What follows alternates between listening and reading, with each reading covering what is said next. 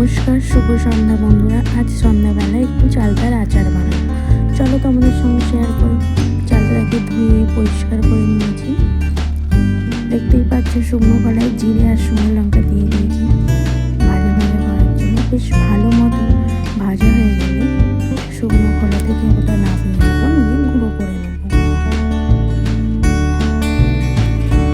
এবার সামান্য তেলে 5 ফোড়ন আর শুকনো লঙ্কা ফোড়নে দিয়ে দিচ্ছি।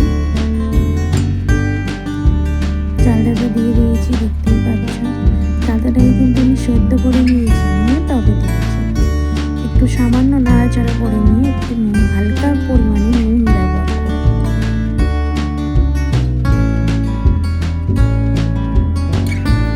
দেখতেই পাচ্ছ নুনটা দিয়ে দিয়েছি, কারণ সেদ্ধ করার সময় দিয়েছিলাম, তাই অল্প দিয়ে। তারপর চিনি আর বাতাসাটা দিয়ে এবার একটু ওয়েট করবো যতক্ষণ না চিনি বাতাসাটা গলছে। সামান্য পরিমাণে একটু হলুদ দিয়ে দিচ্ছি। দেখতে পাচ্ছ চিনি আর বাতাসাটা গলে গিয়ে কতটা পরিমাণে গ্রেভি পরিমাণ হয়ে গেছে। যাই হোক, গ্রেভিটা কমে আসা পর্যন্ত একটু ওয়েট করি আমরা। দেখো গ্রেভিটা কিন্তু কমে এসছে, শুকনো শুকনো হয়ে এসছে, তাই না? কত সুন্দর দেখিয়েছে না?